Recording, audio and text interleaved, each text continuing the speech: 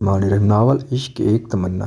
Writer मोमना Shah. किस्त number 37। यहाँ आने का मकसद वो उसे तनकीदी निगाहों से देख रही थी। मैं आपसे यहाँ बात करने आया हूँ, असफान ने संजीदगी से कहा। इतनी सुबह सुबह असफान को अपने घर देखकर आलम भी ड्राइंग रूम में आया था, पर अंदर आते ही अपनी बेगम के तेवर और सामने वाले का मामूल से हटकर शरीफ बन के बैठने की कोशिश उसे इश्तियाक में डाल गई थी। असफान उसे देखकर उठा था और आलम से बगल गिर हुआ था।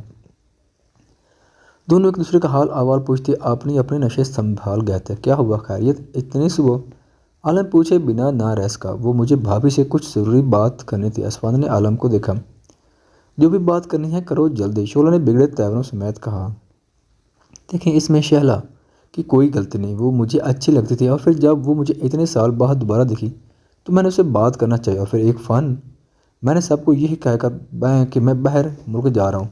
तब शहला की भी दबी जाने की तैयारी थी तब शैला की भी दुबई जाने की तैयारी थी। जिस दिन वो फ्लाइट के लिए निकली, मैंने उसे बहुत तरीके से किडनैप करा लिया और फिर मैंने उससे ज़बरदस्ती निकाह का लिया। सवाद ने गर्दन झुकाकर किसी मुजरिम की मानद अपने गुनाहों का इतराफ़ कर लिया। आलम तो पहले ही बदल कर रह गया था। हाँ ठीक है, तलाक़नामा भिजवा देना, ख़त्म हो जाएगा सब। शोला ने माथे पर लातादाद बल सजा कर कहा। आप पागल हो गई हैं? मैंने उससे निकाह किया, मैं नहीं दूंगा तलाक उसे। मैं उसके साथ और वो मेरे साथ रहना चाहती है। असवद न चाहते हुए भड़का था। मैं शहला से उसकी मर्जी पूछ चुकी हूँ और उसने साफ अल्फाज में कह दिया कि वो तुम्हारे साथ नहीं रहना चाहती। शोला ने पुरस्कून होकर कहा। और ऐसा उसने कब कहा? असफान का सुकून बर्बाद हुआ था कल रात।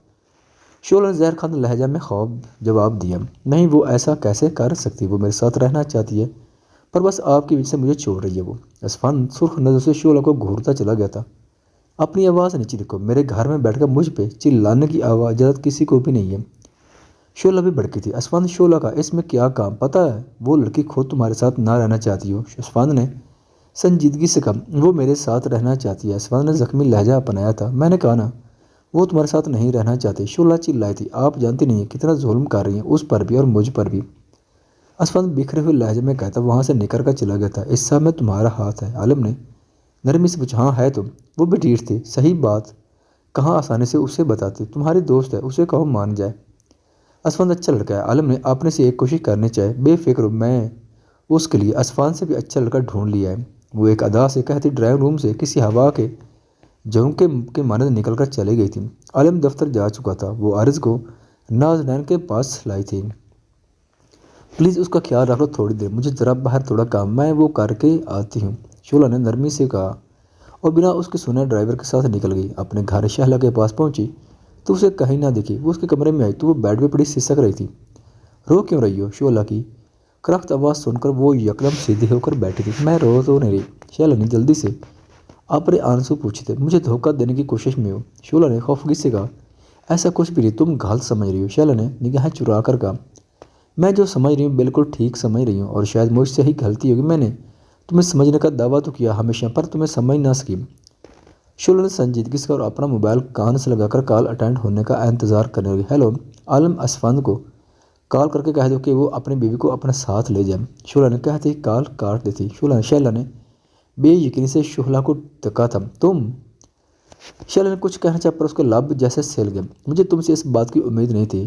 शोला संजीदगी से कहती उसके कमरे से निकल कर चली गई। शैला उसके पीछे लपकी थी। शोला अपने कमरे में गई थी और कबड़ से अपने पिस्टल और मज़ीद सामान लेकर जब वो मुड़ी तो सामने शैला खड़ी थी। शोला, मेरी बात सुनो। शैला ने उसे रोकना चाहा। मैं बहुत ज़रूरी काम से घर से निकली थी, मुझे जाना है, प्लीज़ पीछे हटो। मेरा बेटा घर पे मेरा इंतज़ार कर रहा होगा। शोला आज नवी बनती उसके बराबर से निकल गई थी। शैला की आंखों में आंसू चमके थे। उसने सिसक कर अपने मुंह पे हाथ धरकर अपनी सिसकियों दबाया था। असफान, ये क्या कर रहे तुमने? वो बेबस से लहजे में कहती करब से आंखें मेच गई थी। कौन हो तुम? एक उम्र रसीदा शख्स दीवान पे किसी फिरौनी की मानद बैठा था, पर अपने सामने खड़ी लड़की और उसके हाथ में मौजूद पिस्टल देख वो घबराया था। मुझे नहीं पहचाना। शोला के होंठों पे पुर असरार से मुस्कुराहट चमक रही थी। मैं तुम्हें जानता ही तो पहचानेंगे कैसे? वो शख्स घबराया था। तुमने मुझे नहीं पहचाना? शोला ने मसनूई तौर पर हैरत का इजहार किया। अरे ओ बख्तो, इधर आ, निकाल इस कमीने को इधर से। न जाने कहाँ से आ गई है और हिम्मत देखो मुझ पे ये पिस्टल तान कर खड़ी हो गई है। नादान लगती है, इसलिए मुआफ़ कर रहा हूँ, वरना पहले तो मैं अपनी जान के दुश्मन को छोड़ता नहीं। और फिर अगर वो दुश्मन इतना हसीन दिलकश हो, फिर तो उसे सलामत निकलने के चांस ख़त्म हो जाते हैं। वो किमनगी से सरापे को सर से लेकर पैर तक देखता रह गया था।